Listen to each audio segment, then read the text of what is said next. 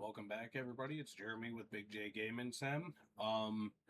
So I'm gonna start off by saying this is gonna be our second episode of Driving Across America mini series I'm gonna be doing. This is our episode 2, and it took me a little bit longer to get the video recorded. So I had an issue with my game. It kept crashing on me. It wasn't connecting with my World of Trucks account or anything like that. And then when it would let me connect, I'd start a delivery, and then it would cancel it out on me, or it was a synchronization issue. So that's where the big hold up was, and I had to reach out to SCS and all this nonsense just to get it working again. I ended up uninstalling and reinstalling the game. It was a issue on my computer's end, DNS server issues and stuff like that. I'm not really sure what happened, but I was able to get it reset anyways after a week and a half of fighting with it.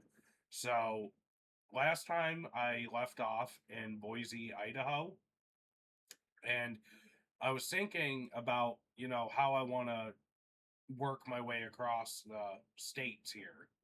So last time we started in Washington, went through Oregon, and ended up in Boise.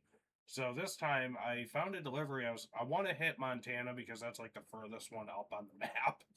So I want to get those Idaho, Washington, and Montana out of the way, and then kind of zigzag my way down the map, I'm thinking.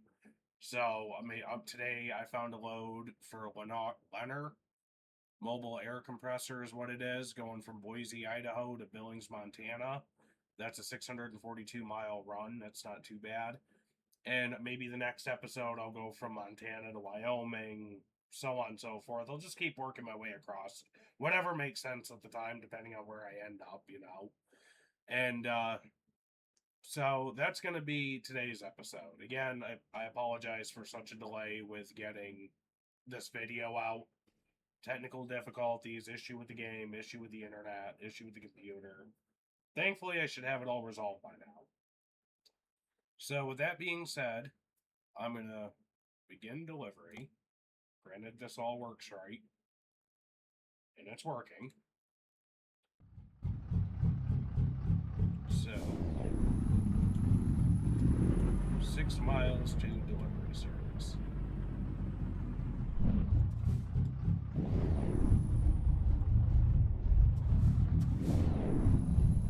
I'll probably be pulling off at some point to a rest stop just to make it daytime again because it's already 7:14 p.m.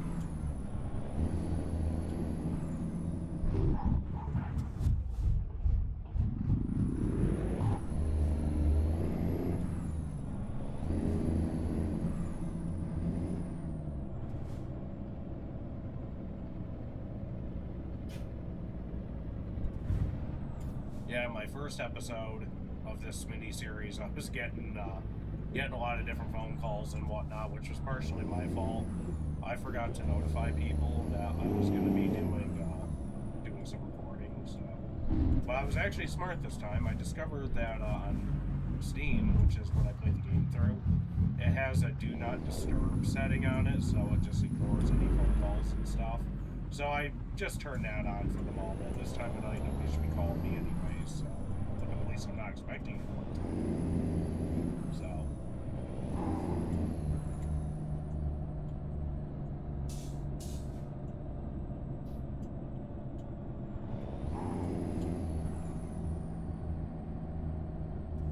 I'm so happy this game is up and working again. I was getting so aggravated trying to figure that out.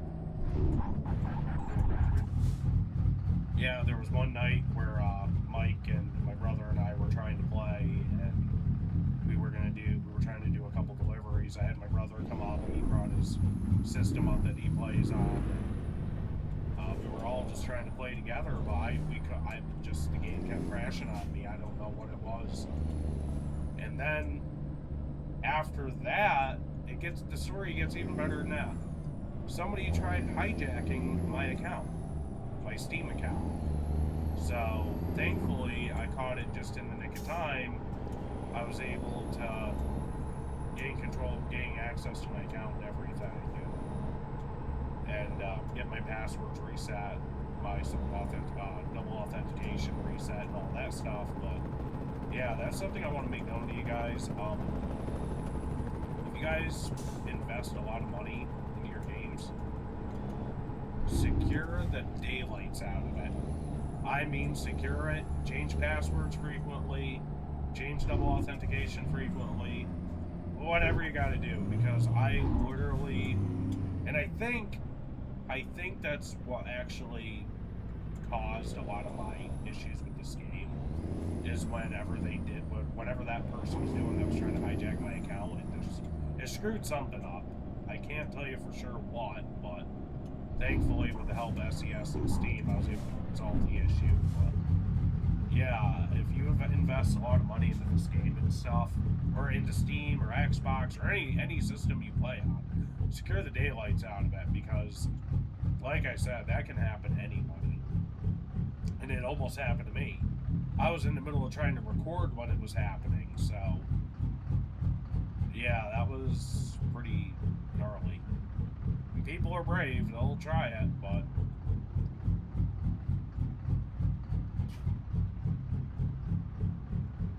yeah, it's just one of those things. Everybody's got to be careful of it. You know, make sure nobody gets your personal information, like your address, email address, and stuff like that. You know, people you don't want to have it anyways. But sometimes even then, it doesn't matter. The hackers are going to try anything, so just stay safe on the internet. That's all it is. Needless to say, I've had quite the experience with this in the last couple of weeks. But we were able to resolve it. That's the important thing.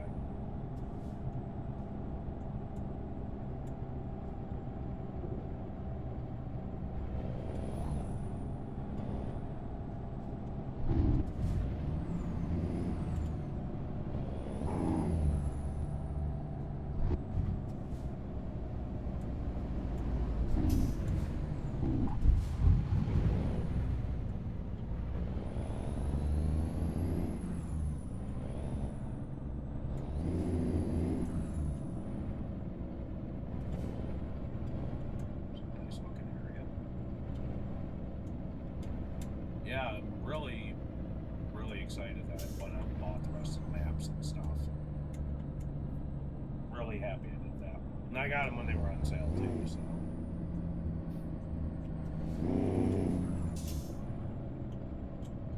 My turn.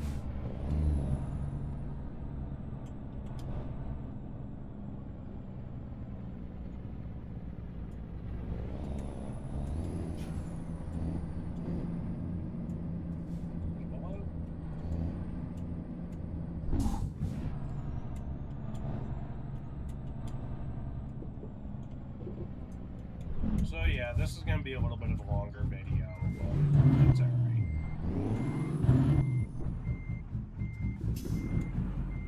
This is good for you guys. Anybody who watches my videos, if you've never played this game, watch this mini-series that we're in the middle of doing, because I'll give you an idea.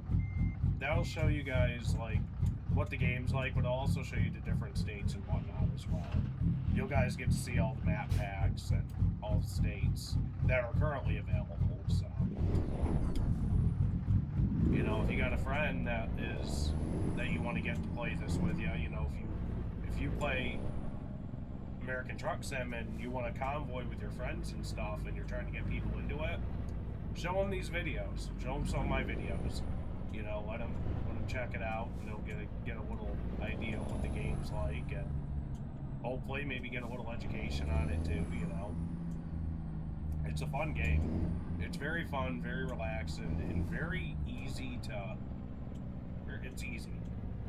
This is one of those games where it's not really a challenging game. It's more of a just hang out, drive, and have fun and relax. That's all it is.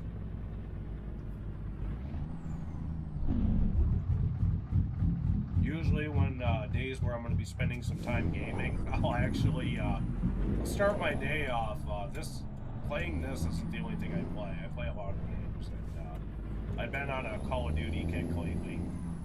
A lot of Black Ops 7. I like playing online team deathmatch, and that'll get your blood going.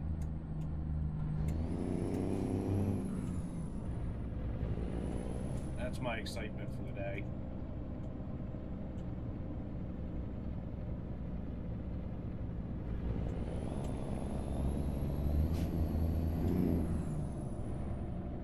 Something like that, I probably wouldn't make videos of. If I might do something on Twitch with it eventually or something like that, but I would, out of respect for the other players, I would have to mute their mics and whatnot, because I play that on Xbox. So when you're in a lobby playing, you can kind of hear if somebody's using a mic, you can hear everybody talking and whatnot. So I just want to be respectful of everybody.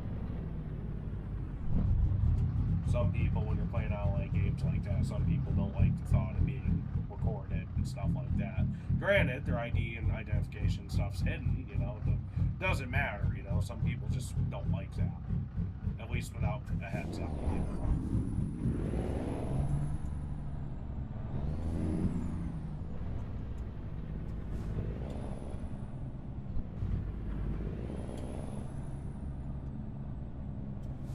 This truck is really slow.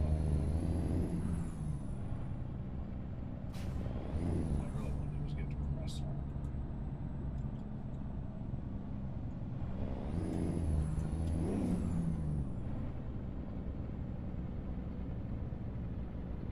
No, I only say that because there's no sense in playing this when it's dark out and you guys can't see anything. It's pitch black. That guy's all in triples. Purple.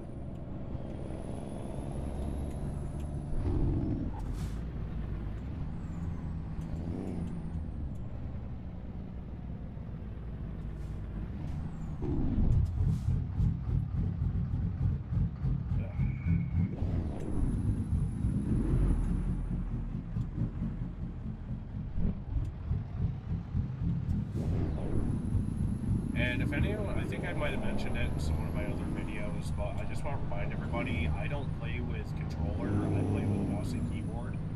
Just because there's so many different functions on the game. Pardon me. There's so many different functions on the game and whatnot, and playing with a controller, you're constantly having to reach up to the keyboard anyways to hit different buttons and whatnot, so at that point, I might as well just play on the keyboard. Plus, I feel like I have more control over the truck on keyboard, so.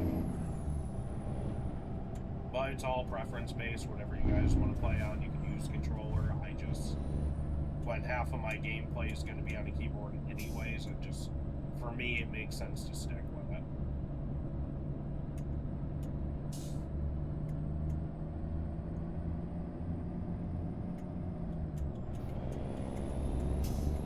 Or some people like using a steering wheel and pedals and stuff that you can buy. Which I was playing this game for a while with those, which was pretty fun.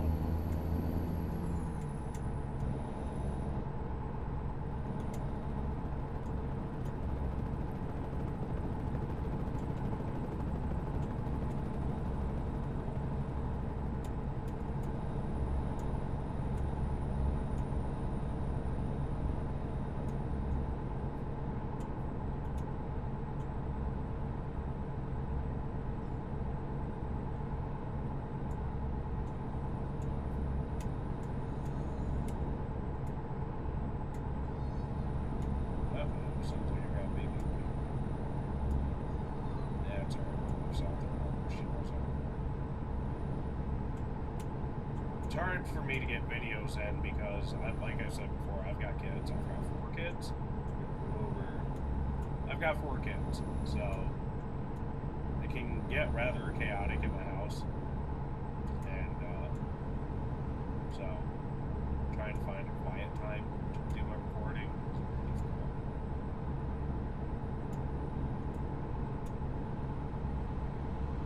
Do I have a bus stop?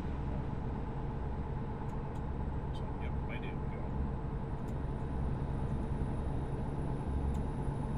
See if we can make a detour.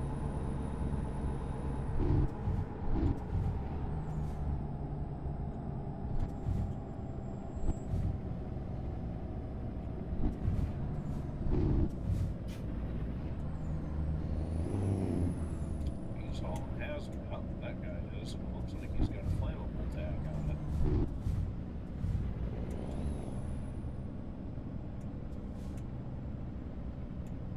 Looks like.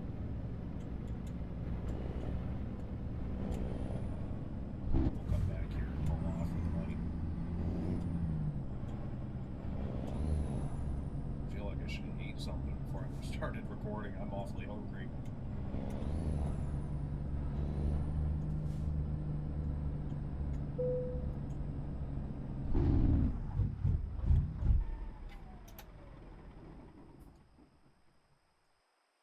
And it's 6 o'clock in the morning. Hey, it looks like nothing's changed.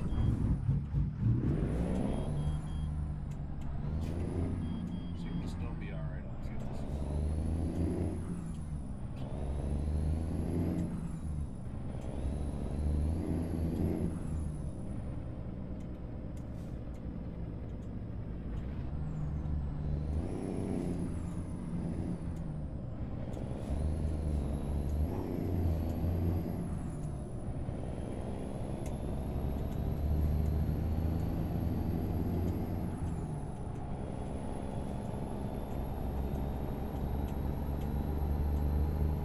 Yeah, so I was telling you guys on the last episode that I'm thinking about doing a little bit more with my channels outside of just gaming and stuff like that.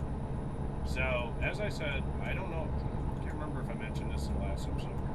I'm a very active outdoorsman. I do a lot of hiking, backpacking, fishing, camping, you name it. I love being outdoors, boating. Anything I can do, canoeing, kayaking, and my kids are finally coming to the ages where I can start taking them on some little adventures with me, you know, different mountains and stuff like that to do. So I'm thinking about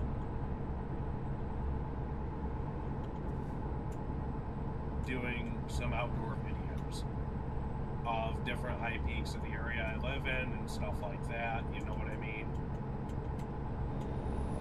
And some hiking, some camping, so on and so forth, and just, you know, get some outdoor footage, do some fishing trips, and this spring and summer, and that's kind of what I'm leaning towards. And I've got most of the equipment I need for recording already. I already went out and got that. And it's something, it's a little bit of a change from doing the gaming and indoor stuff, but, you know, like I said, you know, gaming it's a nice and fun hobby for me, but it's not the beginning and end of my life. You know, there's a lot of hobbies I have. Fun fact for you guys, I didn't know if you know this, but I play piano and guitar. I play piano more fluently than the guitar, but I do play music as well, and it's not something that I get stage fright, so you've never probably seen me record any of that. Music is another big thing I enjoy as far as hobbies go. And genres is pretty much every genre. I love country, I love rock, hip-hop, R&B, rap, alternative, folk music, old-fashioned folk music, everything right down to, you know, Irish folk music and bagpipes and stuff like that. You know, there's a lot that I like for music, so again, I'll never record anything of that, but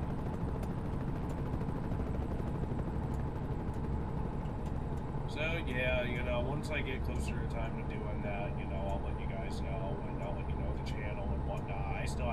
I haven't even set up a channel yet because I don't have anything set in stone for the outdoors channel that I'm going to be doing. I don't even have anything set in stone for trips or videos or anything like that. So, plus it's still cold season here. We're in March, so probably end of April, beginning of May, we'd be coming into that time. I mean, April 1st, where I live, April 1st is opening day of trout season for fishing. And I do that every year. Every year, I faithfully, without missing a beat, go out on opening day of trout season. So that's going to be something that I might record and bring you guys along on. And, You know, sometimes I catch, sometimes you don't. I mean, this part of the country, most of the fish you're going to get, especially trout, are going to be stock fish. And I don't know why they open the season as far as April 1st when they don't start stock until May or June. Sometimes as late as the end of June before they start stocking creeks and rivers and stuff. So I don't get why they make it April 1st. I mean, there are native trout in the area, but this is such a overfished area that I live in. You know, we get a lot of tourists, a lot of people from out of state that come here specifically just for that, to fish. So most of the time, what you're going to catch is going to be stock, which is fine. I mean, they're raised at the fish hatcheries, and maybe that's something I can take you guys to and make a video of, is show you guys my county fish hatchery, which is really, really cool. I had a guy, so they have where the area I live in, our local fish hatchery, there's the river runs right behind it. And I was up there fishing one day, because you are allowed to fish the river, just you have to be down so many yards or whatever, but you're allowed to fish up there. And the guy, I went up there one morning just to try it out, and the guy was working, and he says to me, I got talking to him, and he says to me, he's like, have you ever been in here before? Have you ever seen the process or anything? I said, no, never have. He's like, I got some downtime, do you want a quick tour? And he gave me a tour of the hatchery, the whole process, right from breeding to raising them to growing them, and oh man, it's cool. And some of the trout that they had in the ponds in there, because they have like these little concrete ponds in there that are, you know, they're not deep, they're like maybe 3 feet, 4 feet deep, but they're pools, they're inside pools that are in this temperature climate controlled building. And some of these trout, like some of the rainbow trout and brookies and stuff they were raising, they were 3, 4, 5 pounds. I don't think I've ever gotten lucky to get a trout that big before. But what happens is as soon as they stock the creeks and rivers and so on, people find out about it, that they were stocked, and they fish them right out. You know, the best thing you want to do with fishing, here I am, I'm playing American Truck Simulator, and I'm talking about fishing. The thing about, I'll just finish with this. The thing about fishing around certain areas of the country is, if you're fishing for a species of fish like trout, and you live in an area where trout is going to be more stock fish than anything, if you find out they're stocking a certain area that you like to fish in, don't just dive right out there and start fishing. And I say that because the meat, I keep fish. I love trout. I eat them, I cook them, fry them up in butter, whatever. I think they're great. So the key is let them stay out there for a couple weeks. Let them get what's the word I'm looking for? Let them get some of that gamey, fatty meat on them.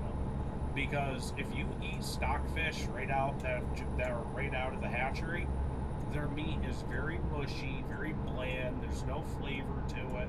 There's nothing. It literally tastes like garbage.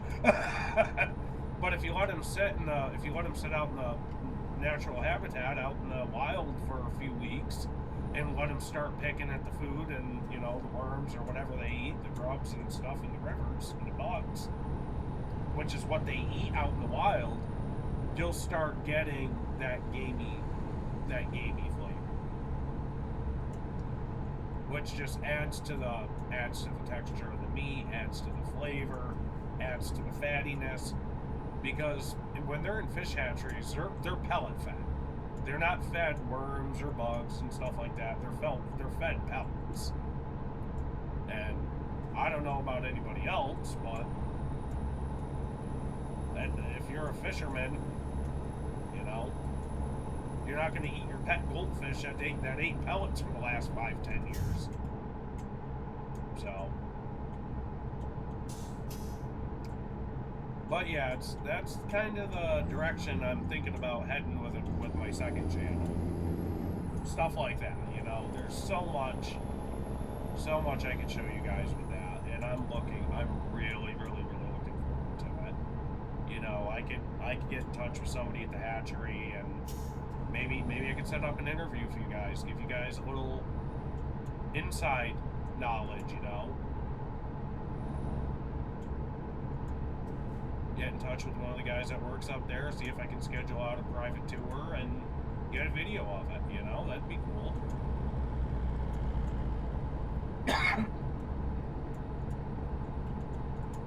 And plus, I live in a pretty close-knit county anyways. Everybody around here knows each other, so if you're a local, something like that, they'll do for you.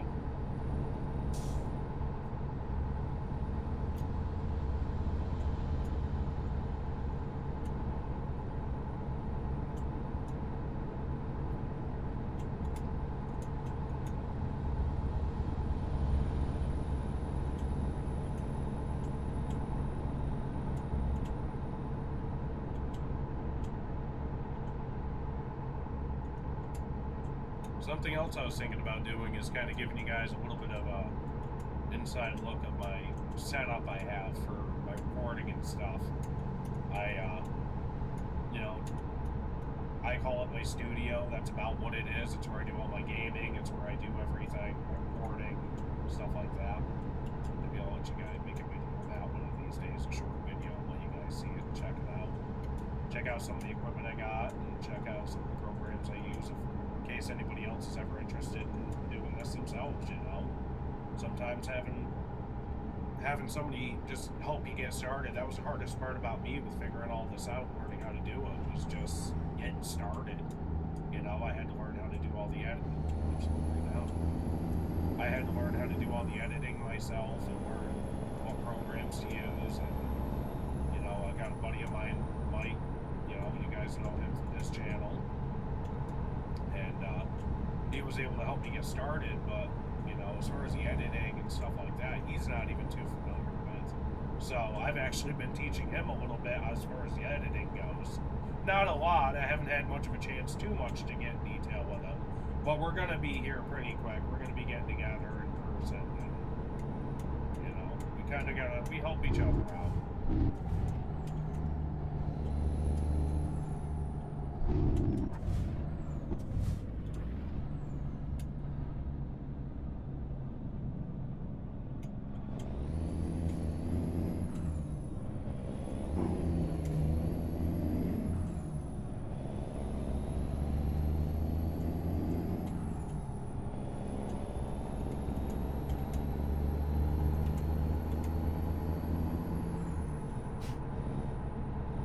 Yeah, I am actually very I am very excited to get that other channel up and going. And I'm still going to do this. This isn't going to change.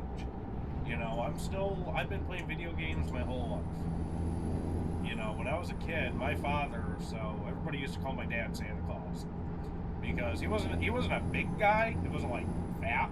But he always had long white hair and a long white beard. And he loved game systems.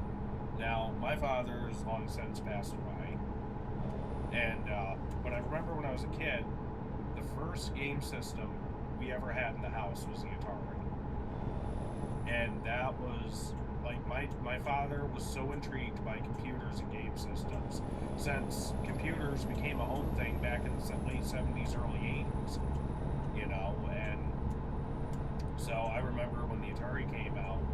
Now, the Atari was already out after I was born, but I remember that's what we had in the house, so that's what we played, and then Dad got the Nintendo, and so on and so forth, Super Nintendo and stuff like that, you know, and, so, as far as computers and gaming and stuff like that, that's kind of a generational thing. I mean, I got that from my father, and my brothers did too.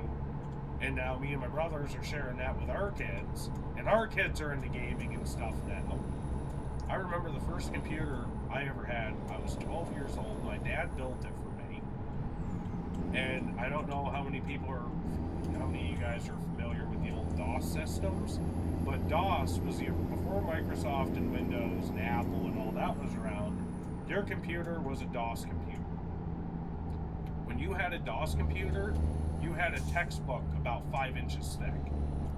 That textbook had all the commands in it. It wasn't like now, like on a regular computer, where you could just grab your mouse and click a button. You know what I mean? Double click on Steam to open Steam. Nope. You typed in the code on your keyboard for what you wanted to open up. So say you wanted to open up Duke Nukem, which was an old-time video game for DOS. If you wanted to play Duke Nukem, you'd do like ***, hashtag, open, underscore, whatever the code was, you know what I mean, and hit enter.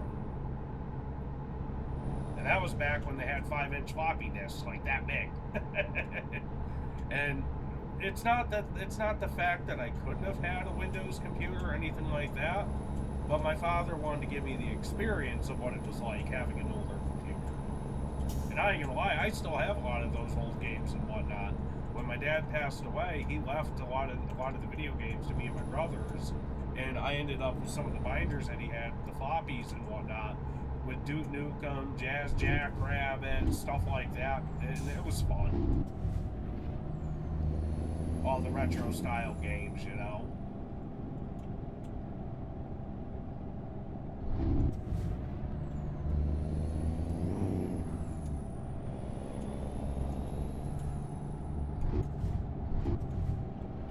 So here's a fun one for you guys.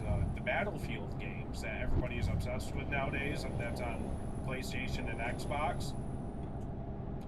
I have the original Battlefield series from back in the early 2000s. I think the first one came out in 99 or 2000. And that game was way different than what it is today. The original Battlefield games, you actually had to use, to play multiplayer, you had to have more than one computer. Everybody had to have their own computer. And everybody had to have their own version of the game and have it installed on their computer. And you used to have to take an Ethernet cable and link all your computers together. And then you'd create a network that way. And then when you're playing, you know, they call it what do they call it? It's kind of like a free-for-all basically in the maps and whatnot. There's no teams, it's just everybody's out for themselves. It's kind of like a team deathmatch, except a free-for-all. And when you're playing multiplayer on those old games, that's what it was. And that's how you did it. You had to have, there was a lot of hardware that was involved in it to make that happen. And I remember my father used to, he had these long tables with legs on them, fold-up tables. And he had 2 or 3 of them, and he'd just line them up in the living room on the weekends. And he had 5 or 6 computers that he built specifically, because, I mean, I have 3 older brothers and my mom, so there were 6 of us in the house. And he would take, he had a computer for everybody to use, basically, and he'd link them all up, these big towers and monitors and all this stuff, and he'd set them all up all over the tables, link them all together, and on the weekends, on a Friday night or a Saturday night, we'd sit there for hours and play Battlefield. That's old school.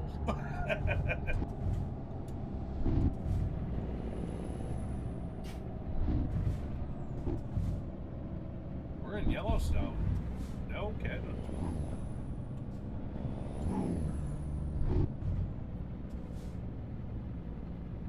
Yeah, the graphics here are really nice. As I've said before, guys, you're going to see a lot of real business names and stuff because I do play with mods, so it makes it more realistic. All high on looks so good right now. I am starving. I love a stack of pancakes.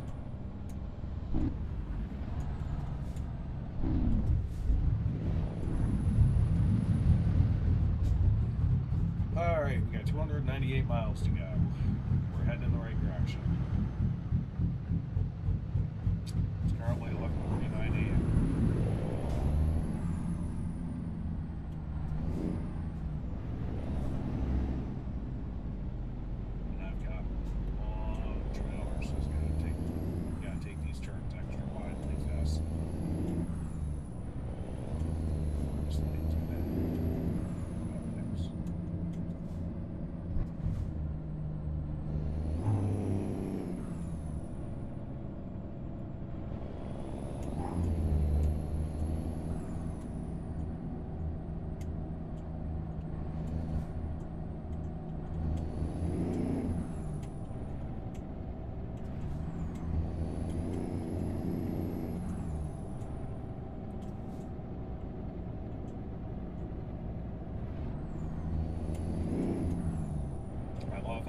detail they've added into this game.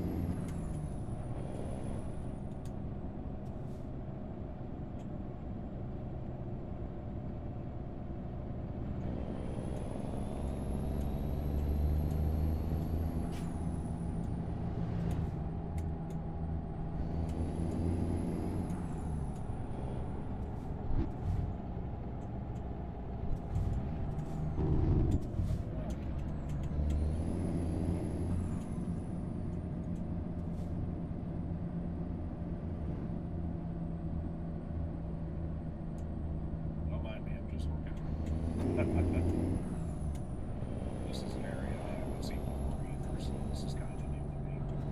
There's going to be a lot of areas where I'm just going to be gazing off and looking throughout this series because I have yet to travel every state, going through different things and whatnot, different areas.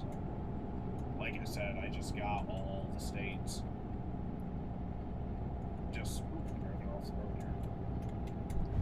I just got all the states in total a few weeks ago, so I haven't had much time to record or play since.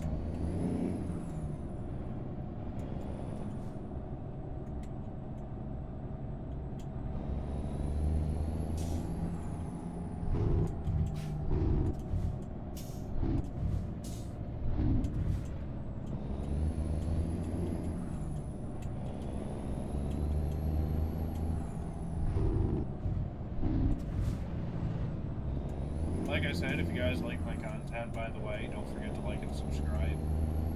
If you have an idea of anything else you guys would like to see, game-wise, if you have any ideas of videos you want to make, if you guys want me to show you guys how to do something, do some different stuff on the game, I can do that too. Just drop a comment.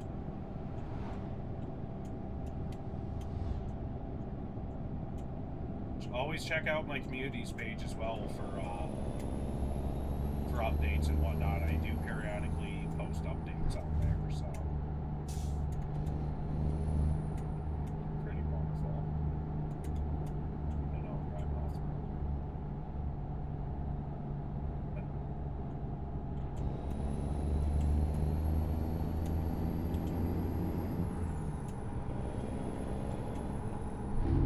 It's a very, very hard area to get any speed on it.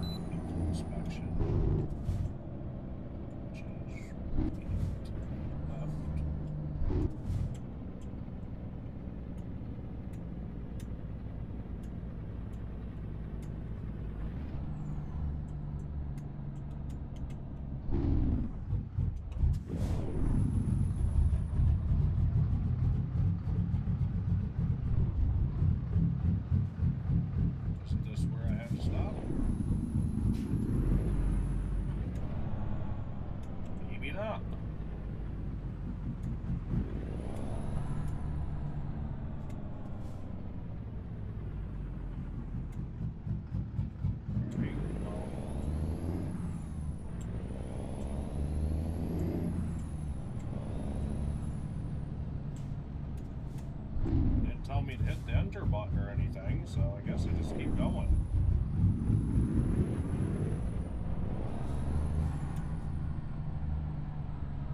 Oh, that was weird. Maybe that wasn't the right one.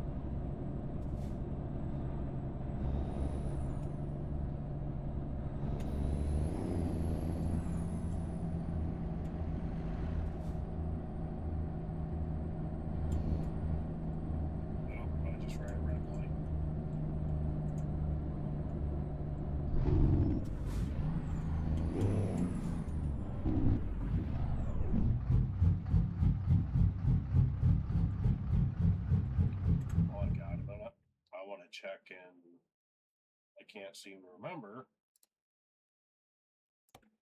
what the key is for wipers, windshield wipers.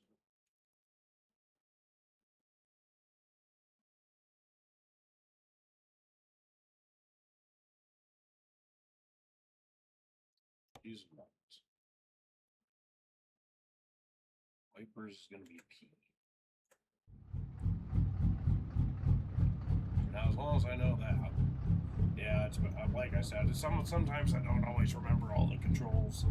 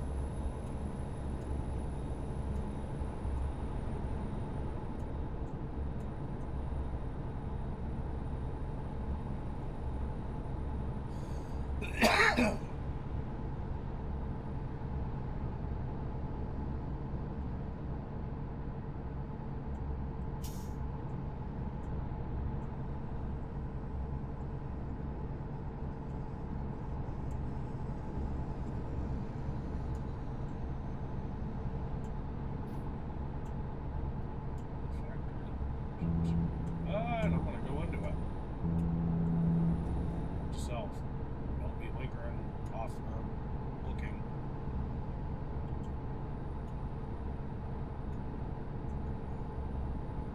Oh, pardon me.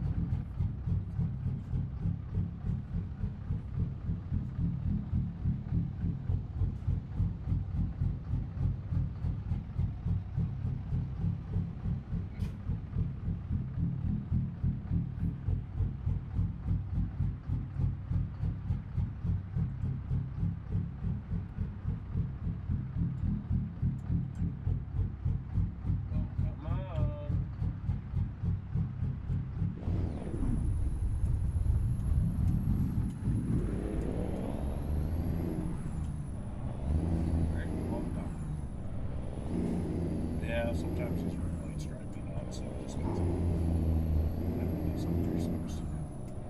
But it's only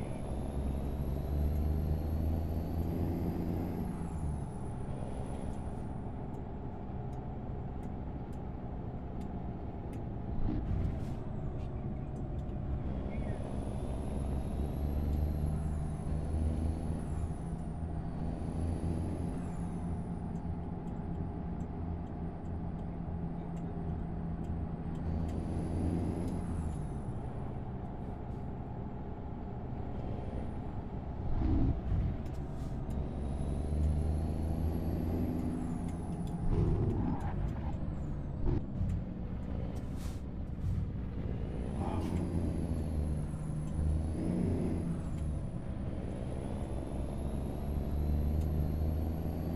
47 miles to go.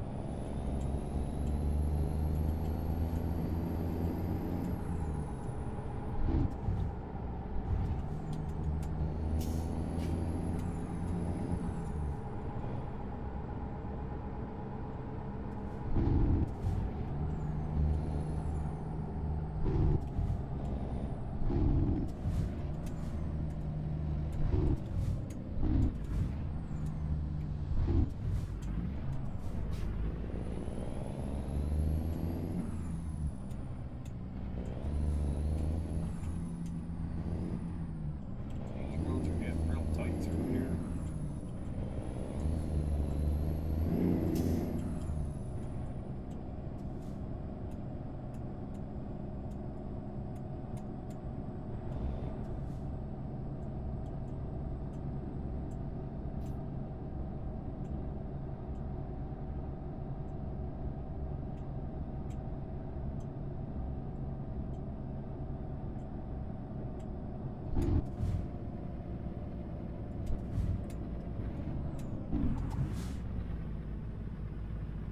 This is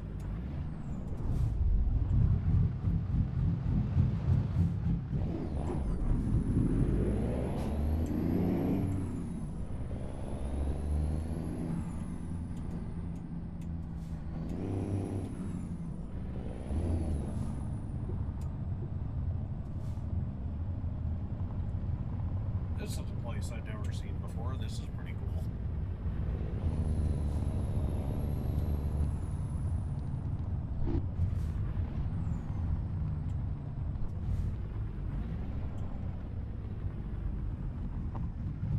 Looks like a gravel mine.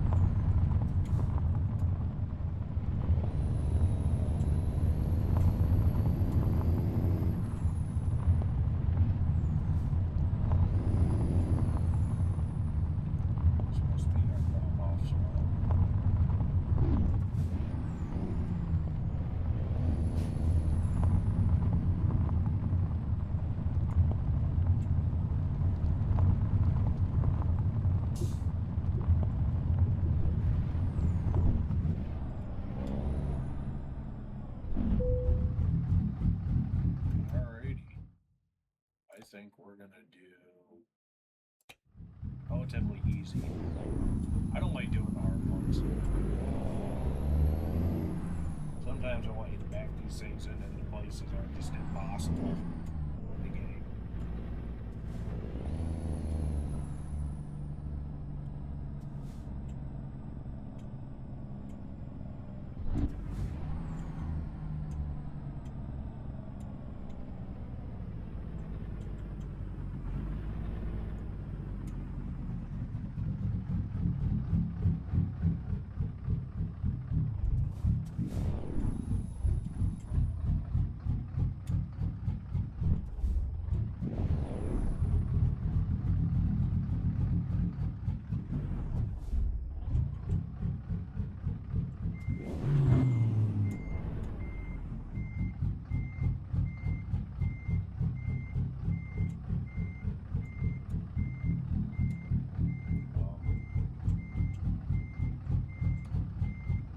This is not easy. Oh, good gravy. We'll do a lap. These double trailers are not easy to back up. But in real life, I've never hauled them, so I wouldn't even honestly know how to do it.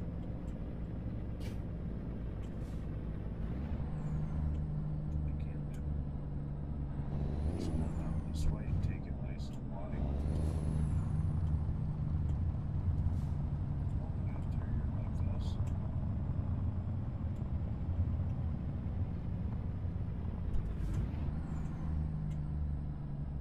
There, that'll give us enough distance to straighten out here. There we go.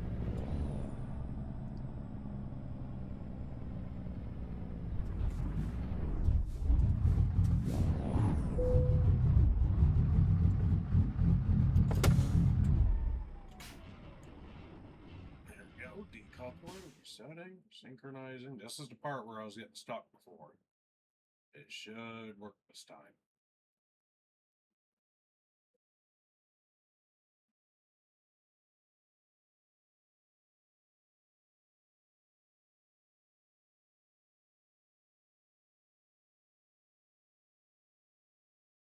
Maybe.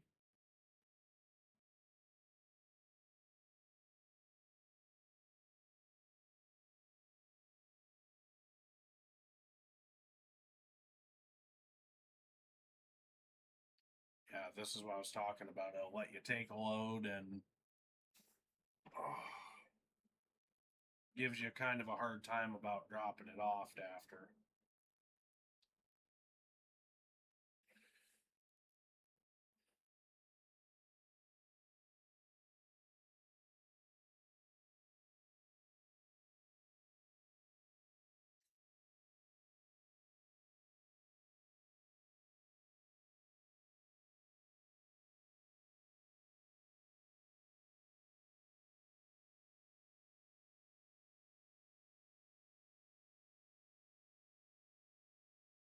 You know what? Let's try this.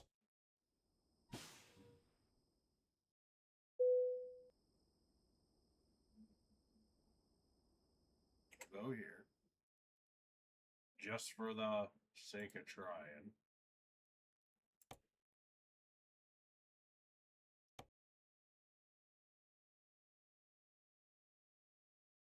Yeah, see, this is what it was doing to me before. It was kicking me off. I'm not sure why. Hmm.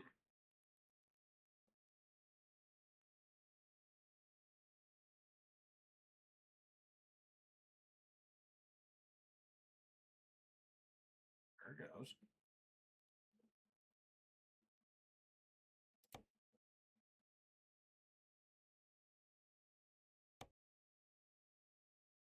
It's probably going to tell me I got to finish my job first.